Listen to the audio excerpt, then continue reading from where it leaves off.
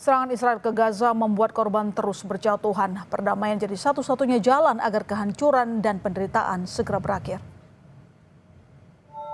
Warga Gaza menderita karena perang yang berkepanjangan. Konflik membuat para korban kehilangan banyak hak dalam hidupnya. Selama perang berlangsung, setiap hari korban terus berjatuhan. Menghentikan perang adalah satu-satunya jalan agar kehancuran tak semakin masif terjadi. We had more than 60,000 that have been killed. Most of them are children and women. We have more than 200,000 killed, injured, or under the rubble. Enough is enough. We don't need more wars, more killing, more agonies, more occupation, more genocide. What we need is to stop this machine of war and to open doors for peace. Hari demi hari derita warga Gaza terus berlanjut. Makanan jadi barang langka. Warga Gaza bahkan harus bertaruh nyawa demi mendapat makanan. Situasi makin rumit di tengah blokade Israel membatasi pergerakan truk-truk bantuan. Warga Gaza terus bertahan di tengah derita. Kelaparan ekstrim melanda. Konflik selama lebih dari 20 bulan menghancurkan Gaza. Kerusakan masif salah satu kelompok rentan yang menanggung derita akibat perang adalah ibu menyusui. Salah satunya Inas, ibu 3 anak. Anak bungsunya berusia 2 bulan kesulitan menyusu karena ASI Inas tak mencukupi. Dia mengalami malnutrisi sebab memprioritaskan makanan untuk anaknya yang lain. وبيرموا حالهم على الموت عشان يوفروا لأطفالهم بس خبزة وبنشوف كيف بصير يعني أنا بحكي عنها إنها لقمة مغمسة بدم. Demo dari warga dunia terus menggelora. Israel diminta berhenti melakukan genosida di bumi Palestina.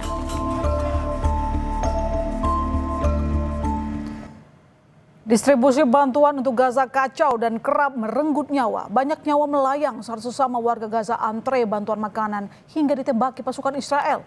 Distribusi bantuan via udara pun dinilai tidak manusiawi dan membahayakan keselamatan warga. Untuk membahasnya, kami sudah terhubung bersama pengamat Timur Tengah, Mustafa ABD Rahman. Selamat malam, Pak Mustafa Abdul. Selamat malam, Mbak. Pak, ada krisis kemanusiaan di Gaza. Israel melonggarkan blokade dan mengizinkan truk-truk bantuan masuk, tapi jumlahnya masih jauh dari kebutuhan dan distribusinya kacau. Apa yang sebenarnya terjadi? Ya itu. Jadi walaupun Israel sudah mengizinkan bantuan kemanusiaan masuk, tapi Israel dalam waktu yang sama masih setengah hati. Artinya truk kontainer bantuan kemanusiaan yang diizinkan masuk dalam jumlah yang sangat terbatas. Ya.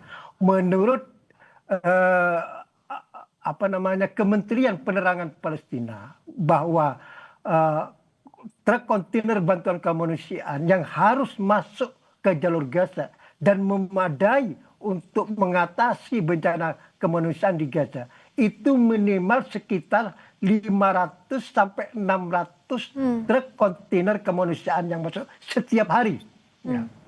Tapi kenyataannya yang terjadi selama ini ya, yang diizinkan oleh Israel hanya 50 sampai 70 truk kontainer bantuan kemanusiaan. Artinya masih jauh dari memadai. Maka kalau terjadi bencana kemanusiaan, kalau terjadi kekacauan, penjarahan dan lain sebagainya, ini akibatnya adalah karena Israel hanya memberi izin masuknya bantuan kemanusiaan tersebut dalam jumlah yang sangat terbatas. Artinya, kalau dari penjelasan Anda saya tangkap, Anda melihat bahwa Israel memang sengaja dibalik kekacauan sistem distribusi bantuan untuk Gaza. Betul.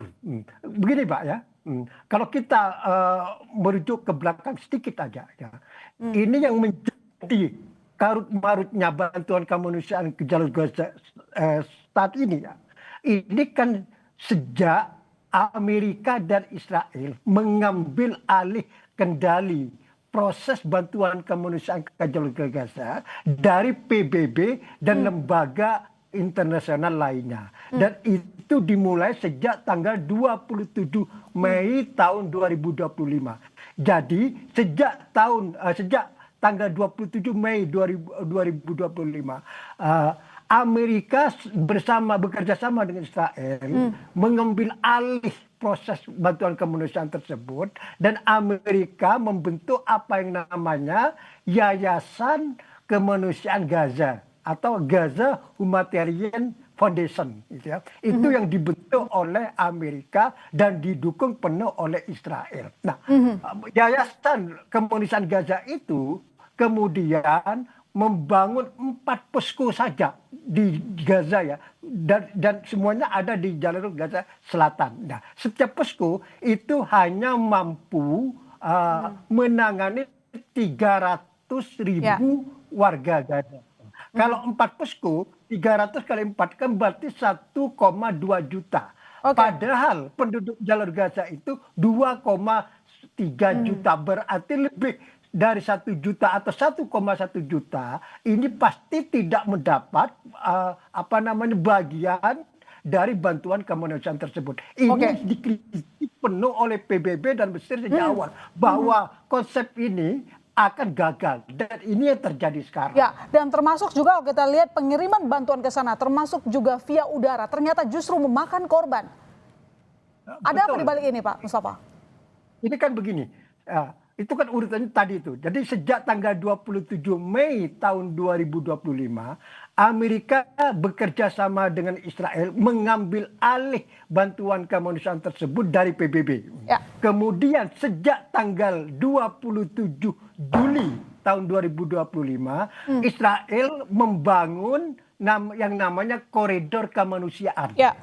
Jadi Israel mengeluarkan izin bagi masuknya kontainer bantuan kemanusiaan tersebut ke Gaza, walaupun kenyataan di lapangan itu sangat terbatas. Akhirnya ya, beberapa negara seperti Uni Emirat, kemudian Jordan, Prancis dan seterusnya menerjunkan bantuan kemanusiaan itu dari udara, karena yang dari darat itu aksesnya sangat dibatasi oleh Israel.